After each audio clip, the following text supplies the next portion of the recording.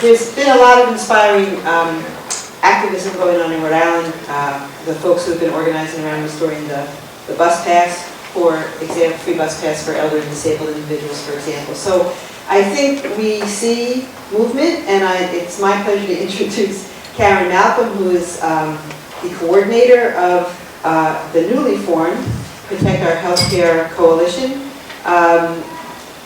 We don't have, as folks know, we used to have Ocean State Action, which was the primary sort of healthcare organizing organization. Unfortunately, that disappeared. So now we have a mini Ocean State Action in terms of trying to focus on what's happening in Rhode Island and at the federal level on healthcare. So, Karen.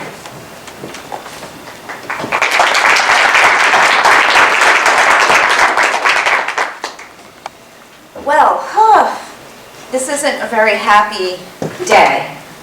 But what I'm going to say, I feel the need to say to all of you that you are really the light in all of this. You are the ones and the people who are going out in the street and making signs and leaving an 8 or 9 hour work day and going to, the Rhode Island Working Families Office to make phone calls, or up to the State House to testify at a hearing, is what is giving me, and I think what's giving us, one another, hope. Because ultimately, we will get through this. I appreciated some of the comments earlier about what the Trump administration is doing and this Congress is doing are direct attacks on working and marginalized people. Well, we can show our strength against that attack in very significant ways. And that's really what Protect Our Healthcare Coalition is trying to do, is to coordinate and funnel activism that people want to take on this healthcare issue. We are doing several things. We are trying to get people to share their stories, because on the healthcare front, this is about human beings. It is about the mom who got a cancer screening because it was covered under the Affordable Care Act and has gone through 2 rounds of chemotherapy and is now cancer-free and still there for her kids. It is about the person who was facing a lifetime of disability because of significant hip problems, that was able to get the surgery she needed to stay functional and able to work. This is about real people. So we are asking people to share their stories so we can add those stories to not only our state dialogue, but to the national debate. We feel sometimes, because we have a very supportive federal delegation, that our activism in Rhode Island isn't that important, but it is. So bringing those stories of the success we've had in Rhode Island and how we've had that success is critically important to the national debate, despite what happens today. So sharing stories, you can do that by going to our website, which is www.protecthealthri.org. There's a little sheet on the table. I think everybody has one that has that website. You or someone you know, whether that's your child, whether that's your sister, whether that's your neighbor, have them go on and write 1 or 2 paragraphs about how the ACA is working for them. Sign up for our action alerts.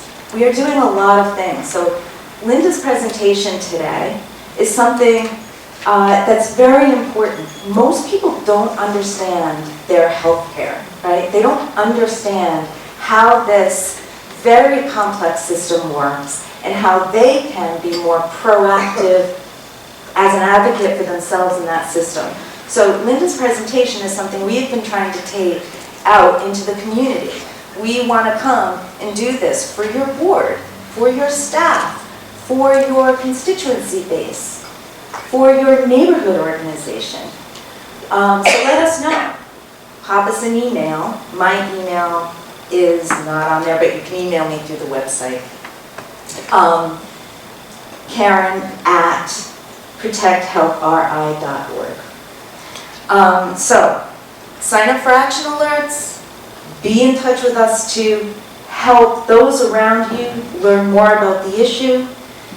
And then in today's critical day, join us. We have a postcard effort going on. There are postcards out on the table. Between now and the end of our state assembly session, we want to get as many as 5,000 of these signed. We've been overwhelmed with them actually in the last day or two. We're doing a big event up at the State House today. We'll be able to respond to a vote that is happening, the vote that's happening in Washington, but we're also going to use the opportunity to convey to members of our state assembly the broad base of support here in Rhode Island for doing everything we can as a state to preserve what we have and the successes we have had, because we need to continue going forward, not backward. I want to mention on that, so come to the State House today, 3 p.m. You'll have a chance to vent on today's vote or celebrate today's vote, and you'll have a chance to do something specifically at the state level. We have a piece of legislation that is a direct response to some of what is in this Trump Care 2.0 legislation. Senator Miller and Representative Kennedy have introduced legislation that would clearly articulate and permanently embed the patient protections and guaranteed coverage for pre-existing conditions that are in the ACA, many of which were already in our state statute.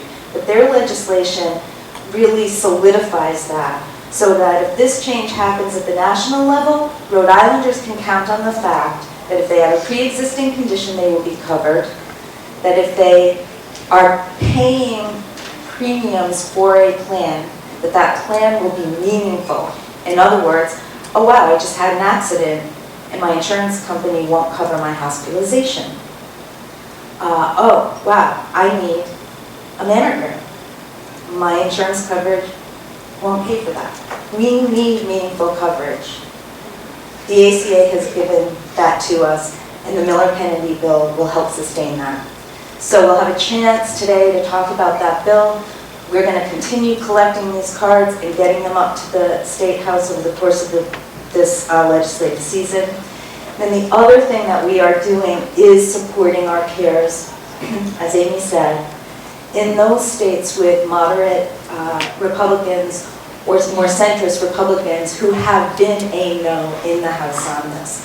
So if you know someone in one of those states that Amy listed, make a call to them today. Ask them to call their representative in the U.S. Congress. Sometime within the next hour and a half, do this so that they get that call before they cast their vote. But if that vote happens, we still have options. We can't lose hope. We have to stay positive. You know, it's kind of trite, but that poster from Britain in World War II that everybody loves these days, stay calm and carry on. It's like, stay calm, carry on, keep up the fight, and we're all in this together and we will get through it. And taking action helps keep you positive and focused. So please do.